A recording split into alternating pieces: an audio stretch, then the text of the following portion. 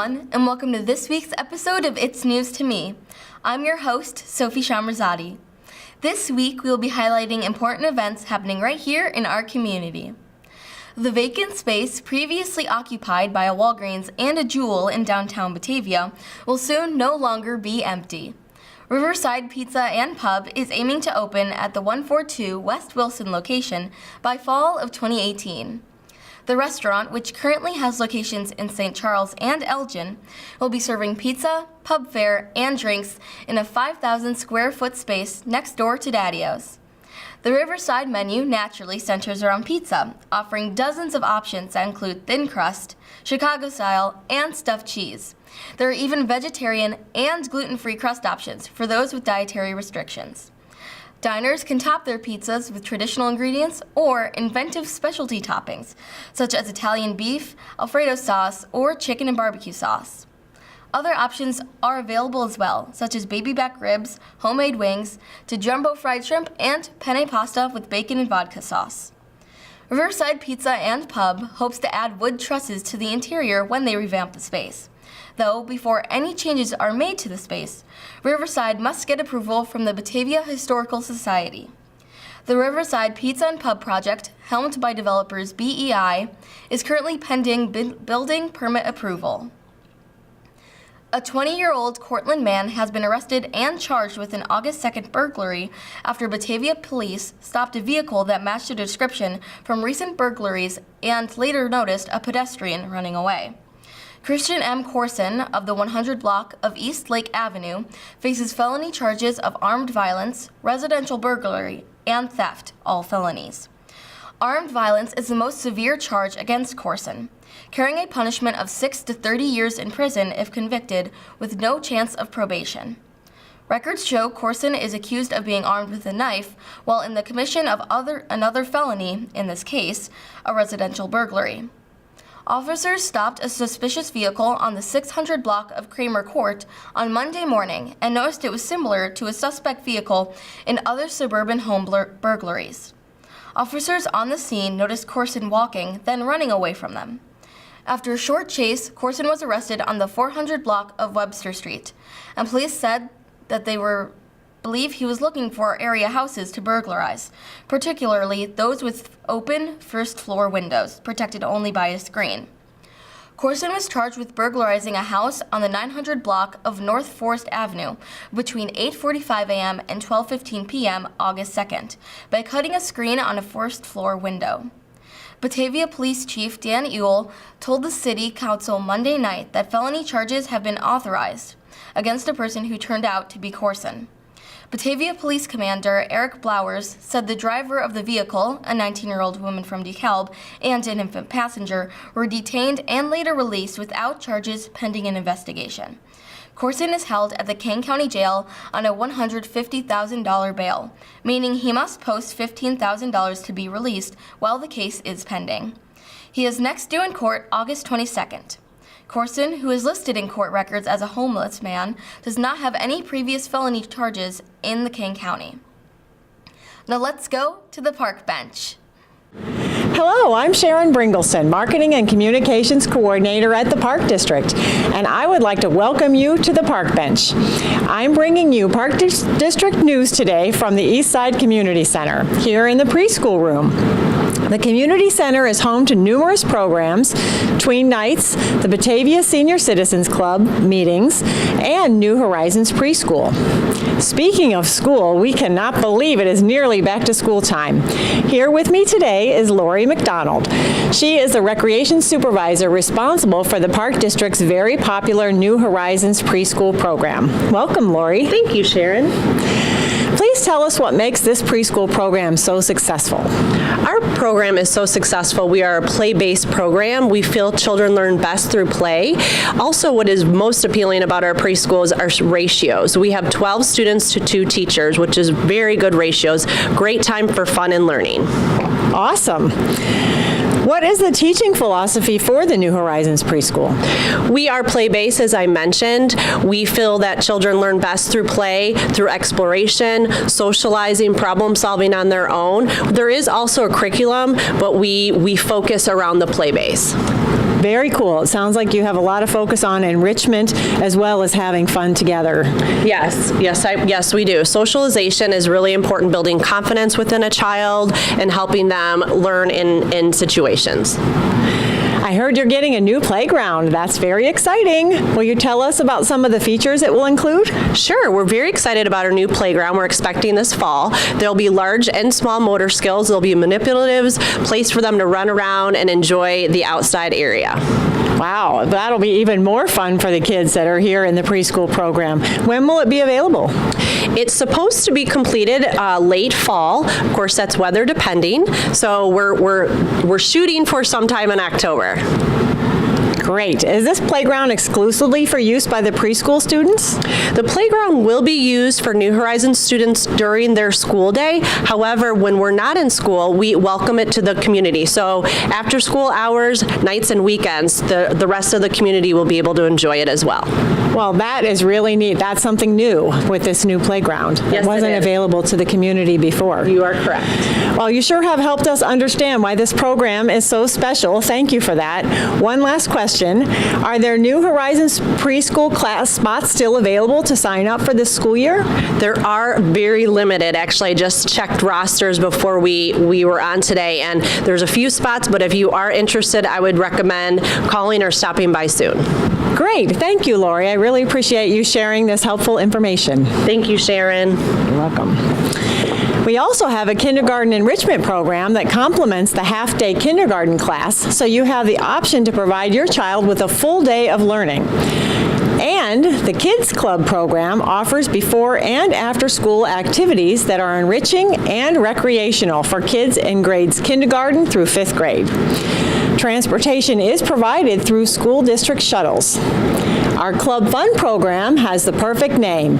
It's a fun thing for kids to do on school days off. As you prepare for the upcoming school year, consider how to occupy your kids for the weekdays when classes are not in session. We provide recreational programs filled with crafts, field trips, gym time, special guests, and more. As you plan for your child's education, we hope you will consider the Park District. For more information about all of these programs, please call 630-879-5235. Tween nights will be held on select Friday evenings this fall, and there are 5 more yet this year. These are a great opportunity for tweens to hang out with old friends and meet kids from other schools. Encourage your tween to check it out. Registration is encouraged. As you heard, there is a lot happening here at the Eastside Community Center. Thanks for watching, and we'll see you next time on the Park Bench. And now it's time for our Business Nuggets section, courtesy of Neighbors Magazine. Healing Gardens at Stonehill Farm will be open to the public on Sunday, August 12th from 11 a.m. till 4 p.m. The opening will offer Tai Chi in the garden, weather permitting, from 11:30 a.m. till 12:30 p.m. Instructor Jarrett Sanchez of Fox Valley Tai Chi will lead participants through a refreshing warm-up, a peaceful standing meditation Qigong session, and an introduction to basic movements from the Yang style of Tai Chi. No prior experience is necessary. Admission is $5 per person and $10 per family. To register for Tai Chi lessons, visit foxvalleytaichiblogspot.com or email Jarrett at foxvalleytaichi@gmail.com. The smell of asphalt will be in the air later this month as work gets underway to resurface nearly 5 miles of local Batavia City streets. The Batavia City Council on August 6th approved a $1.1 million contract with the Geneva Construction Corporation of Aurora to repave 4.89 miles of roadway in locations scattered throughout the community. City engineer Rahat Bari told aldermen that the work is classified as minor resurfacing, including milling of the existing surfacing and paving. Where needed, the contract also includes repairs to curbs and sidewalks. Portions of College, Lantham, and Madison Streets on the east side of the city will be resurfaced using $58,000 in Community Development Block Grant funds awarded to the city by Kane County. Funding for the street work also includes nearly $363,000 in motor fuel tax monies and $734,000 in non-MFT revenue from the City Street Improvement Fund. The Illinois Department of Transportation will reimburse the city $531,000 of the cost from a grant in the city executed in 2014.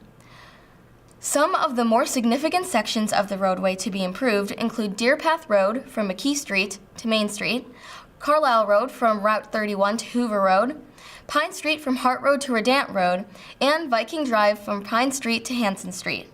The work is expected to be completed by the end of September. Now let's check it out with Patricia Leonard. Hi, I'm Patricia Leonard, Promotional Services Manager at Batavia Public Library. Today I would like to tell you about some events happening at the library in the next couple of weeks. Used book sales can be a treasure trove for rare book collectors, caregivers looking to add to a child's bookshelf, and anyone interested in a good book and a good buy.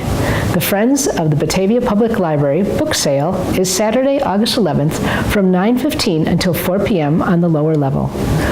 All ages are invited to design the ultimate paper airplane at our family flight school on Sunday, August 12th at 2 p.m.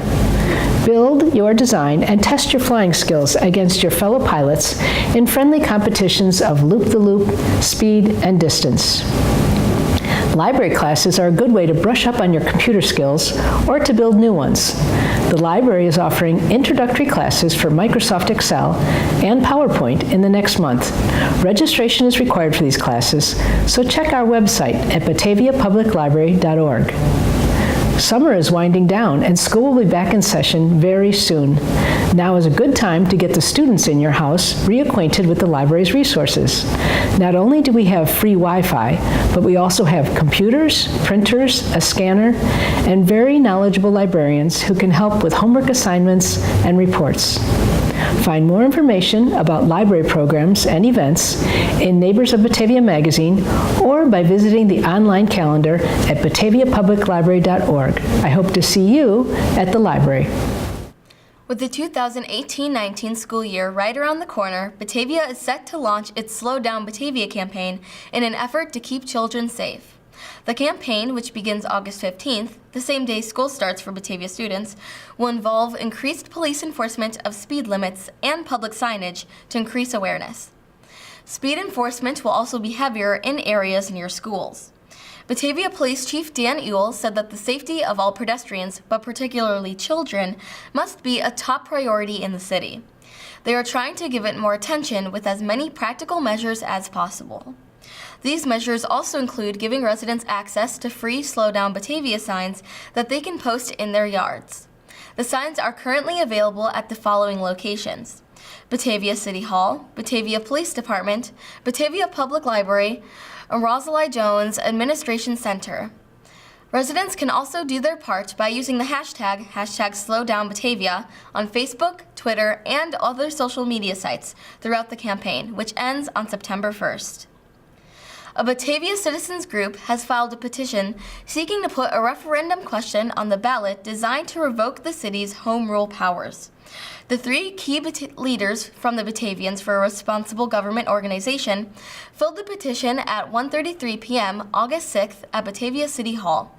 They included Sylvia Keppel and Carl and Yvonne Dinwiddie.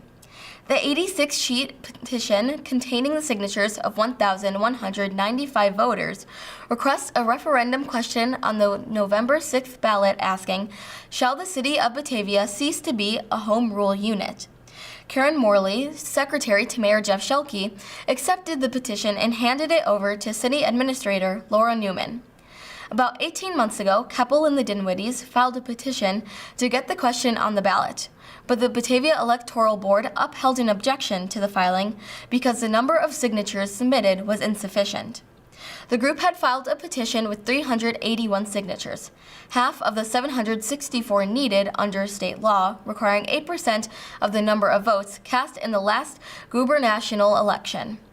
Former City Administrator Bill McGrath filed the objection to the petition. The Batavia Electoral Board upheld the objection and the question did not appear on the ballot. Without the objection, the referendum would have gone forward. This time, the group believes it has given itself a big enough cushion of signatures to survive any petition challenge. Batavia automatically gained home rule powers in 2009 when the city's population reached 25,000.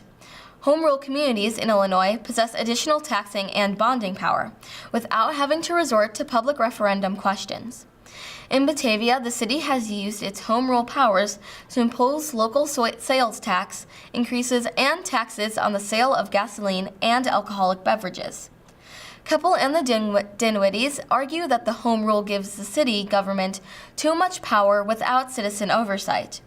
They are vocal opponents of the controversial One Washington Place project and fierce critics of the city's use of tax increment financing districts. Most of the signatures were obtained by the 3 leaders of the group, but about 10 other residents helped circulate the petitions. Now let's go to the board brief. Hi, I'm Sue Gillerlane, the Communications Manager at BPS 101. I wanted to let you know about a very special event that is being planned. On Thursday, September 20th, starting at 6 p.m. at the Batavia Fine Arts Center, Batavia Public School District will welcome 8 inductees into the 2018 BPS 101 Hall of Honor. The Hall of Honor was initiated by the Batavia Foundation for Educational Excellence and BPS 101 4 years ago to promote pride in Batavia Public Schools and to honor Batavia High School alumni, faculty, and friends who have made outstanding accomplishments in the communities and personal lives since they have been associated with BPS 101. This year's 8 inductees are Samira Ahmed, who graduated in 1989, Eldon Friedendahl, who graduated in 1956, Matt Holm, who graduated in 1987, Sharon Moran, who graduated in 1960, Mike Spillane, who graduated in 1986, Max Streetel, who graduated in 1954, Sue Bauer, who is a former Batavia High School math, science, and computer science teacher with 29 years of service, and lastly, Ronald Karabowitz, BPS 101 friend and founder of the Fox Valley Robotics Batavia Robotics organization.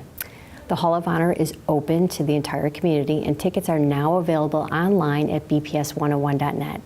Tickets are $15 for an adult and $5 for children. Children 5 and under are free.